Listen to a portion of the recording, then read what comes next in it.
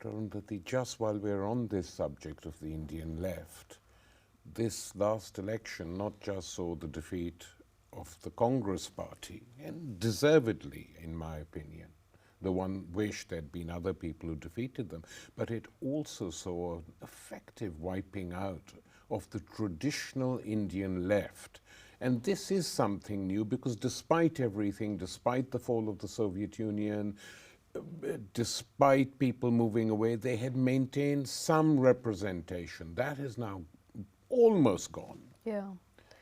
Now that's very, I don't know, whether it's a sad thing or not, because I don't know whether they, really deserve to be called the left anymore. They had moved so far away from what the left is supposed to mean or be.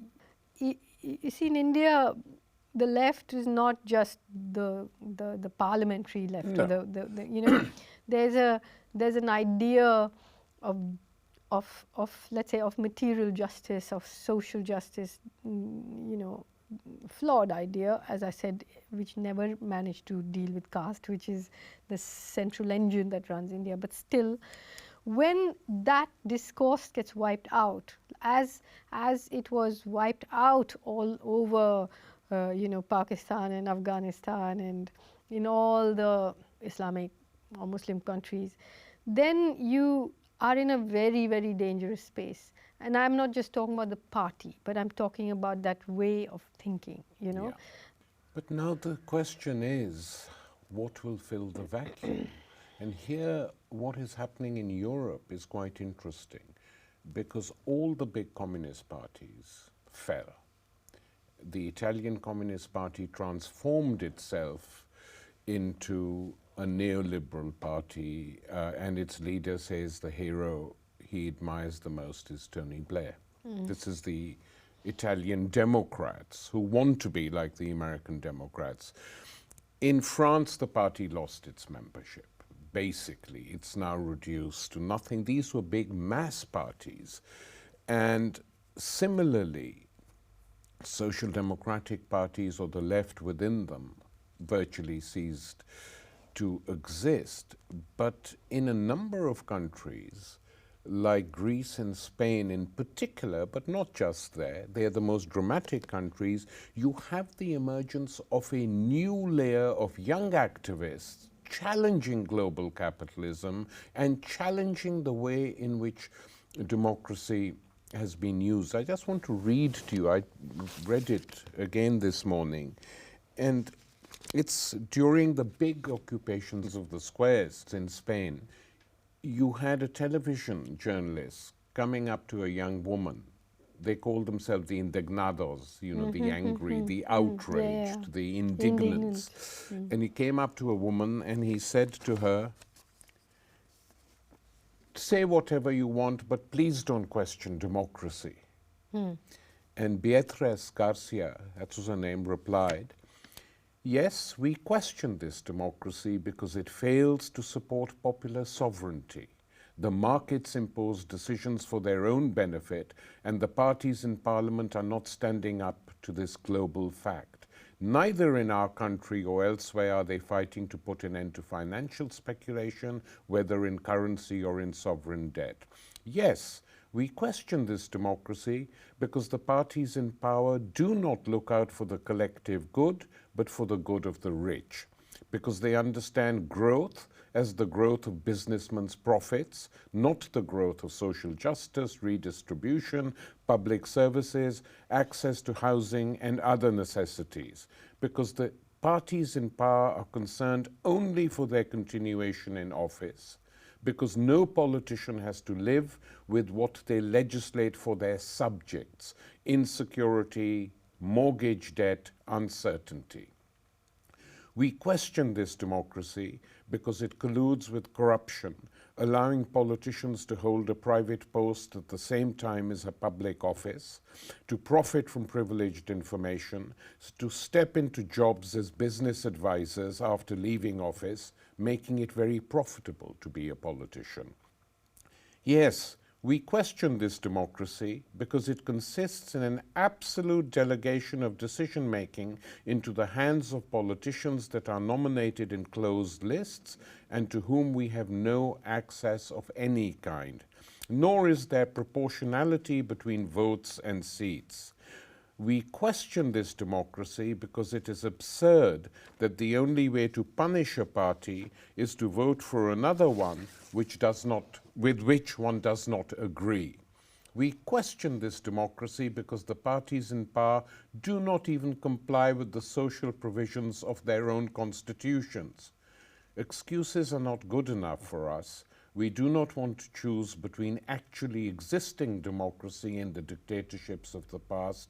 We want a different life, real democracy now.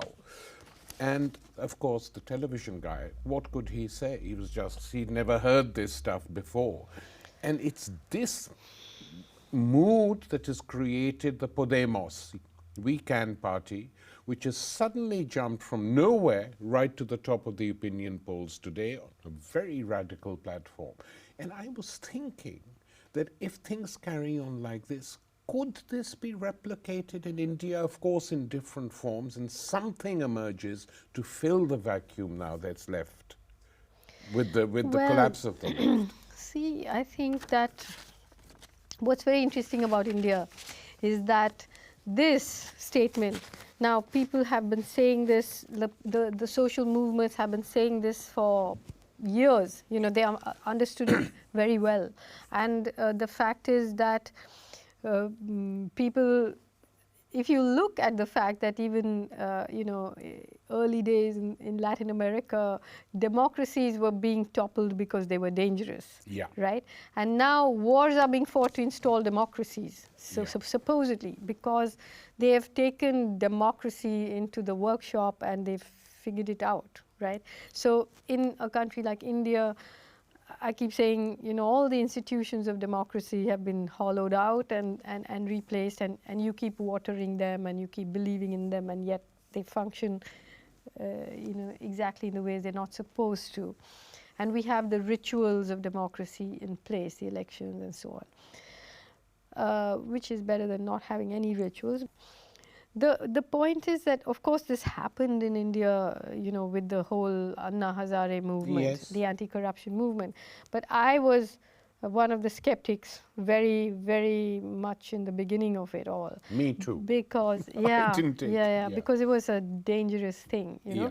I mean, one of the reasons I will say that the victory of these elections happened the way they did was because of that. I really believe this. Because for 40 days, Tariq, the Hindu right was on the streets undercover, supporting this anti-corruption movement. And, if you saw what was going on, and the media, this corporate-owned media, 40 days of carpet coverage, day and night. And it happened at a very interesting time. It happened at a time when there was this, what is known as the 2G scandal about, broadband, auctioning of the broadband. And for the first time in many years, the corporate corruption and lobbying had been exposed. Suddenly, the corporates who were seen even by the middle class to be good guys had been exposed in this. But when this anti-corruption movement happened, it trained its guns straight back onto the old evil politicians, and the corporates joined in, and the media joined in, and they just completely just turned the gaze back onto the old, tired old thing about, oh, politicians are corrupt and so on. And there was this continuous attack on, of course, just the government, not even all politicians, just Congress, not BJP, because they were all behind it and supporting it. But what happened was, very, very sadly, according to me, that a lot of the social movements who had been saying this kind of thing for years, because corruption is huge, and they joined this, right? And soon after that, there was a falling out, and of course, Arvind Kejriwal decided to stand for elections. And these social movements and the leaders of them who had built up a lot of legitimacy decided to stand for elections. And it was crazy because now you're saying, you know how elections are fought, you know how much money it takes. You don't have it. It's their pitch, it's their umpire, it's their wickets, it's their bat, and you are not going to win, but you're going to lose your legitimacy. So it took the wind out of the sails of these social movements in a way which was very disturbing to me. And of course, when a mass of people begins to build up, when the anger comes, there are many of these corporations who run NGOs, many of these, I mean, old foundations who know how to vacuum up this anger. They've done it from the time of the civil rights movement. They've done it in apartheid. They've done it everywhere. In Eastern Europe. They've done it in Eastern Europe. They've done it in Indonesia. And many of those same players are here. You know, and in India is awash with these NGOs whose whole job is to diffuse anger or deflect it down a blind alley. So what happens eventually is this anger, it turns on itself, or it turns into a kind of, you know, it becomes depoliticized, but it becomes criminal, or it becomes, which they can deal with, you know. And in India, the prisons are full of people accused of sedition, of anti-government activity, all for saying this, for saying what you just read out. But they've been saying it for years, you know. They know the score. You say that you're going to develop, you're going to build dams, you're going to build mines, you're going to give us jobs. But it's been 25 years of this and there are no jobs, you know. It's what you call jobless growth. And there isn't any space in the imagination, politically, culturally. Even if you look at Bollywood films, you know, I mean, in the 70s you had Amitabh Bachchan acting in Mard or Coolie, or, you know, Main Sadak Ka Keeda Hoon, or Main, you know, he was the angry young man from the slums. Yeah. Today, he only lives in villas. But returning to Indian politics, if nothing emerges from the collapse of the left or even the Congress to challenge what's going on, it's an incredibly depressing situation, especially that, you know, you've written about the peasant rebellions, which are called Maoist and of course involve some Maoists, but they had a very heroic character, in my opinion. They were the only people in India fighting for the poor and challenging the power of the state. And a friend of mine told me in Delhi once that he said that in the early days, when the Congress first came back to power, they said, let's see if we can talk to these guys, and they sent senior civil servants to Andhra Pradesh who said, we want to talk. And these old leaders came out and talked to them, and it was described to me as this. They said that they were expecting, you know, for them to make impossible demands and all that. And the civil servants said that these guys were so knowledgeable, so educated, that they came with all Congress party manifestos. They came with the Indian Constitution. And when we asked them, what do you want? They pointed to clauses in the Indian Constitution and Congress manifestos and say, all we want is that you implement this. And all we want is that you implement the Constitution. And they said that, yes, let's start with that, and then we can have peace. But then they were killed. They were then killed when they went back? Yeah, they were killed, you know, decimated. And this is the thing. I mean, I've also written about this, you know, the fact that you're just saying implement the Constitution, and that seems to be an act of terrorism today, to say that, you know. But see, no, I mean, I just like to correct you on one thing, which is, it's not just the Maoist movement in the forest that is, you know, there's a kind of landscape, and I keep saying there has to be a diversity of resistance, like a biodiversity of resistance, you know, inside the forest. You can't go on a hunger strike or do some Gandhian tactics when 1,000 troops come and burn your village and rape your women. Equally, outside in the plains, it's hard to have armed struggle because there's no shelter, you know. So rather than look at these things ideologically, we should be looking at them tactically. And I would say it's immoral for people in Delhi to sit and advise the Adivasi in the forest when his house or her house is being burnt and they are being raped and murdered, to say, oh, you must be Gandhian about it. They should be allowed to decide what they want to be. But so there is a diversity of resistance of all kinds. There was, and this is what I'm saying. I'm so worried about that was in some ways co-opted and reduced. But the way things move now, Tariq, I mean, you never know. I'm not. I mean, in any case, it's not in my DNA to sit around moping and feel gloomy. Yeah. I'm sure something will happen Yeah. because the level of insanity and absurdity that's going on. I mean, you have a prime minister who's saying the solution to climate change is yoga, and the Hindus discovered plastic surgery. How else could you have an elephant god? I mean, there's a limit to how and to try and posit this as common people's knowledge is so wrong, because common people are wise people, Exactly. and they are trying to put their idiocy as some kind of the common man, No, they're trying to institutionalize ignorance from the top. When ordinary people have much sharper minds than that. Ignorance and idiocy and posture as if this is the real India, which is false. The real India does consist of very wise people who have dealt with a lot of things in their history, Let's just come to the question of social movements in India. You, of course, were involved in the Narmada business. You know this better than almost anyone else I know.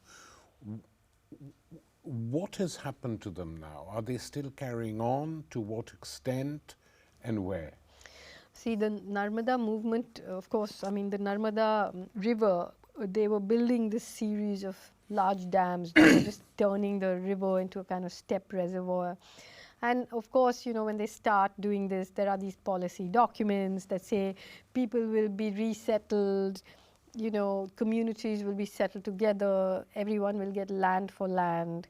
Nothing of that happened, And now the dams are built. Some of the dams are irrigating less land than they submerged. Some of them are incomplete. But the submergence has happened.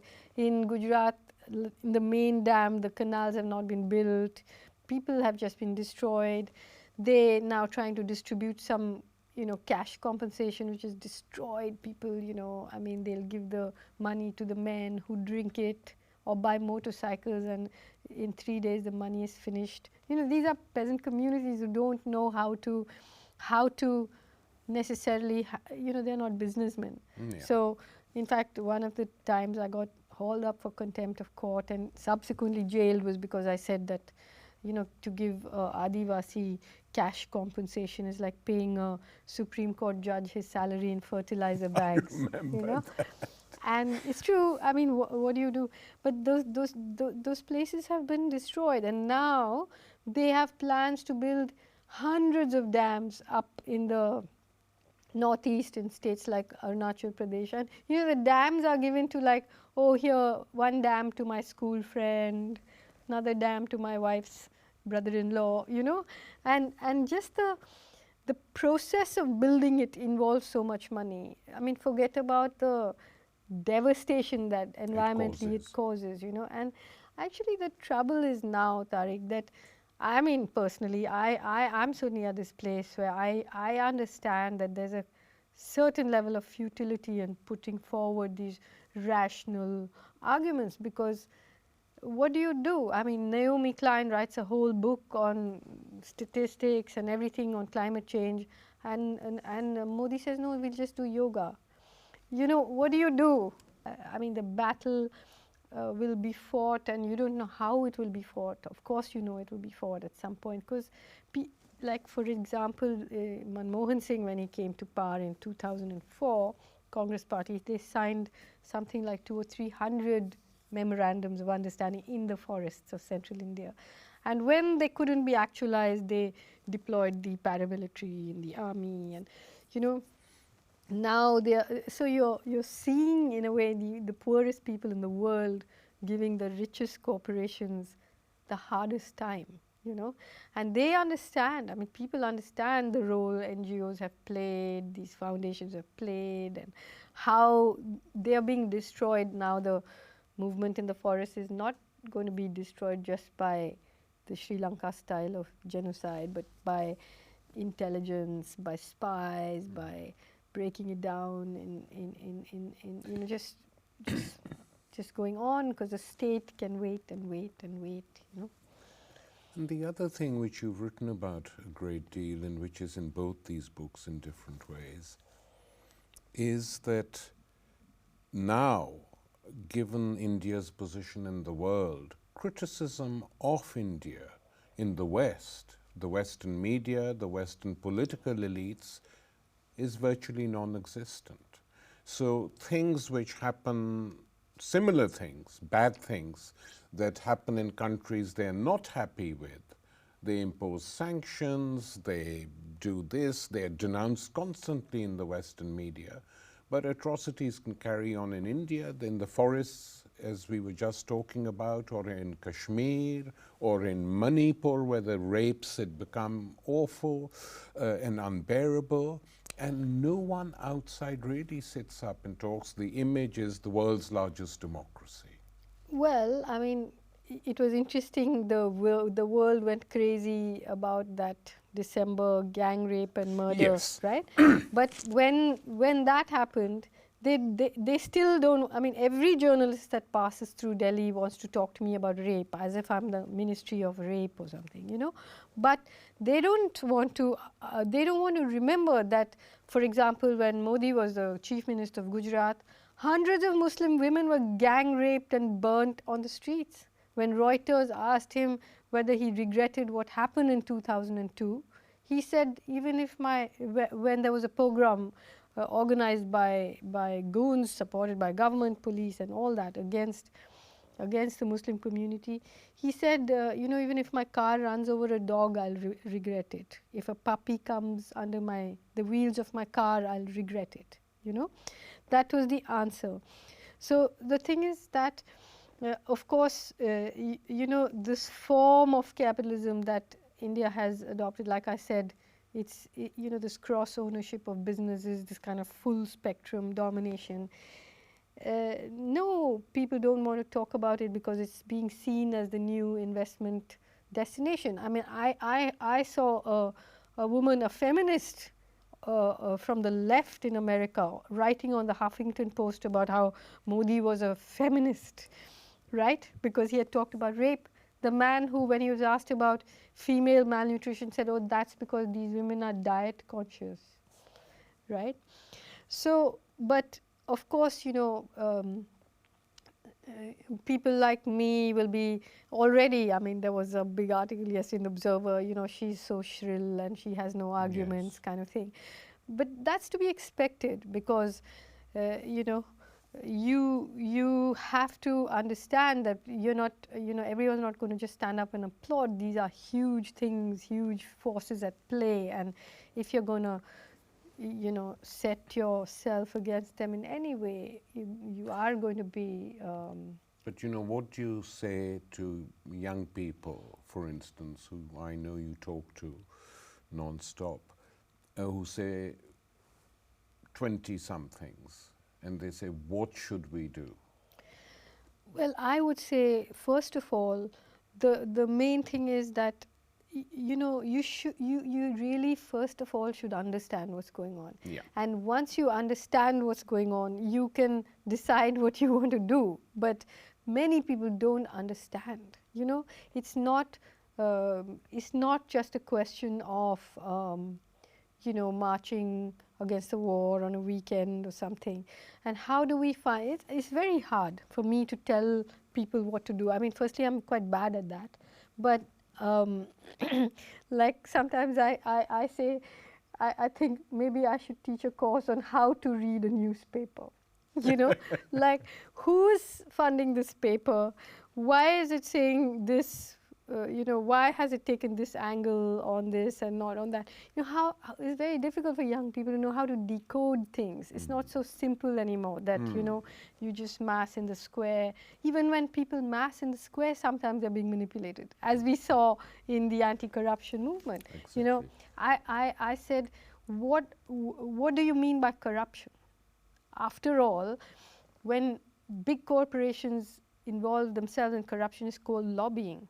But in India, where most of the population is illegitimate, either it's living where it shouldn't be living or working where it shouldn't be working, because corruption is really about, it's really about the lack, I mean, the distribution of power and powerlessness. And unless you address that, if you're a slum dweller who's selling samosas on the street by paying a cop a certain amount of money, this middle class guy is going to come and says, corrupt, move the slum and move to samosa seller, you know.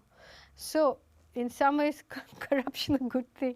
Corruption is how people survive, you know.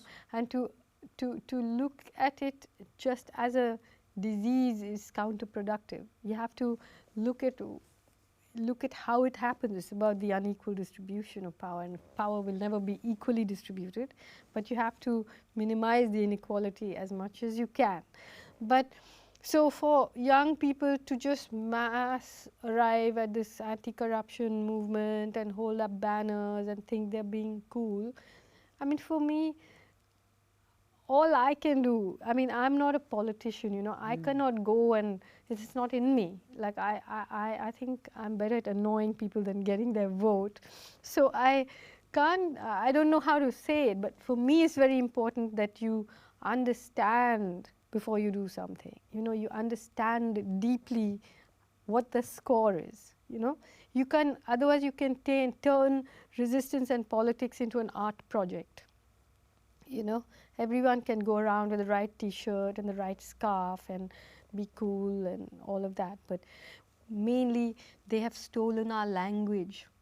Even if you look at the language that they are developing, these NGOs, you know, it's so scary. I was once at a kind of conference. I had just gone to wreck the proceedings, really, where everyone's talking about privatization of water and so on.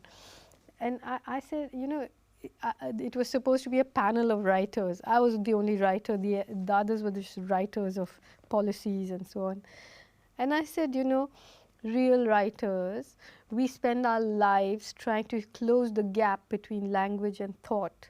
And you spend your life trying to develop a language that masks thought. Exactly. You know, and they have stolen our language. Now, I'm not meaning Urdu or French or English. I mean just the way language is used, that has been stolen. You know, all of us are being flattened into kind of formatted, you know. I mean, you have privatized universities now in India where they actually call students clients. What? Yeah. They haven't done that here so far. This is the biggest scam, right? That the privatization of health and education is the big one now in India. So it's very frightening, the withdrawal of the state, and then this, you know, these private players come in and what's going to happen? What's going to happen? What it does is sort of it makes inequality the central pillar of the society, because it makes the inequality the central pillar, and then everybody who has the worst intentions talks about you know, the poor as if they are so concerned about them, you know, and then they tell you, but you hate the poor, but you know, you don't want them to have flat screen TVs and mobile phones. I mean, like when I went to the forest where this battle is unfolding in India, I met the superintendent of police before I went in. And I mean, of course, he didn't know I was going. And he told me that, ma'am, you know, I have told my superior officers that we will never win this war militarily. The way we will win it is if we put a television in every Adivasi's home, because the trouble with these people is they don't understand greed, you know. Arundhati, thank you very much. It's been lovely talking to you as always. Thank you for coming.